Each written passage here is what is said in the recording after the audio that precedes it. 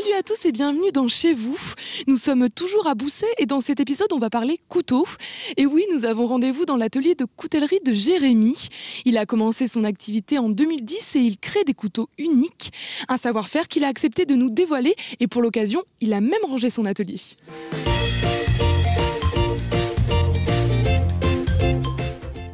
Bonjour Jérémy. Bonjour. Nous sommes dans votre atelier de coutellerie. Alors vous vous êtes installé en 2010, il y a 7 ans. Et avant, vous étiez dans l'armurerie. C'est ça. Alors pourquoi avoir décidé de passer de l'un à l'autre ? Alors l'armurerie, je pense que j'avais un petit peu fait le tour. Moi à l'école d'armurerie, j'avais appris à faire de la fabrication d'armes. Et ensuite, je me suis retrouvé dans des boutiques à vendre des accessoires de chasse et à faire très peu de réparations. Alors que ce qui m'intéressait justement, c'était le travail de l'atelier. C'est pour ça que vous avez décidé du coup de vous lancer dans les couteaux ? Je faisais des couteaux déjà quand j'étais armurier à temps perdu pour moi. Et quand j'ai arrêté l'armurerie, je me suis rendu compte qu'il y avait un certain engouement pour ma production.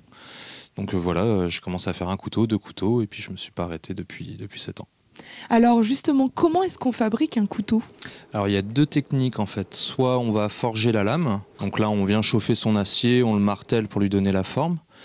Ou alors on va travailler ce qu'on appelle par enlèvement de matière, donc dans des barres d'acier que j'achète en aciérie.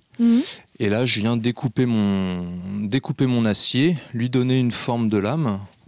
Donc, grosso modo, hop, ça tombe bien, il y a des ébauches.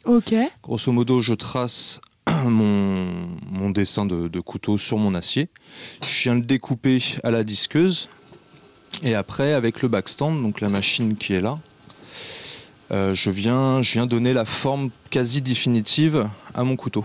D'accord. Ensuite, à partir de là, il y a tout ce qui concerne le traitement thermique, ce qui va donner la dureté de l'acier. Ok, donc ça veut dire à quelle température on le chauffe en fait, c'est ça ou... Alors en fait, l'acier, quand je l'achète en aciérie, il est mou, entre guillemets. D'accord. Donc pour lui donner une dureté suffisante pour avoir un tranchant qui va être durable et puis une bonne flexibilité, il faut le passer à la forge, le refroidir brutalement dans de l'huile, après le détendre au four pendant 1 heure.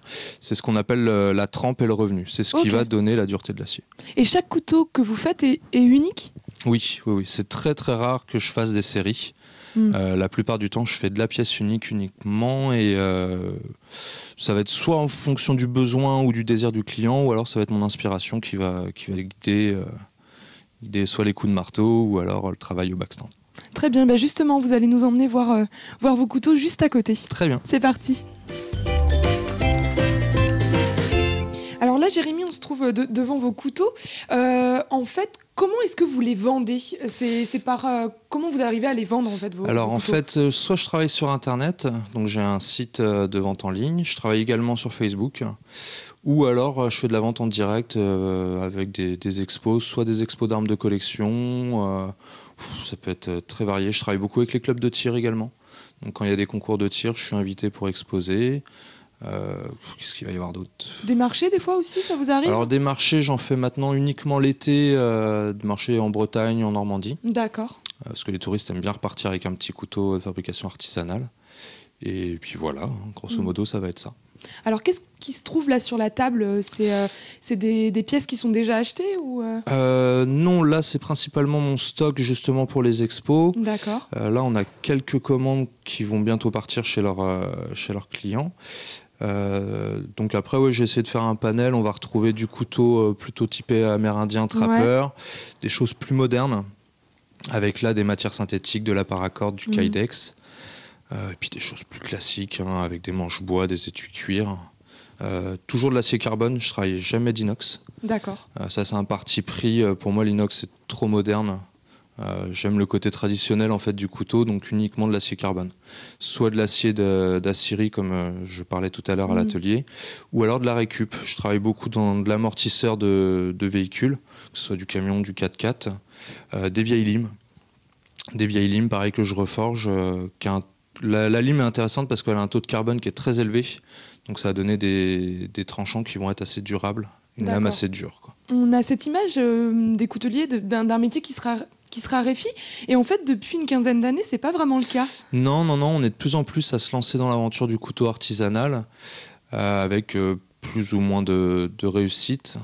Mais oui, non, il y a vraiment une nouvelle génération de couteliers qui se lance avec tous les styles. Il y a des couteliers qui vont faire que du pliant, d'autres que du nordique, que du couteau moderne, du couteau traditionnel. Il y a vraiment un peu de tout, il y en a pour tous les goûts. Voilà. Très bien. En tout cas, merci beaucoup Jérémy de nous avoir montré votre atelier et vos couteaux. Merci à vous. Chez vous, c'est fini pour ce soir. On se retrouve demain pour notre dernier épisode consacré à Bousset. Nous allons visiter le moulin d'Aubigeon. D'ici là, portez-vous bien et surtout, ne zappez pas.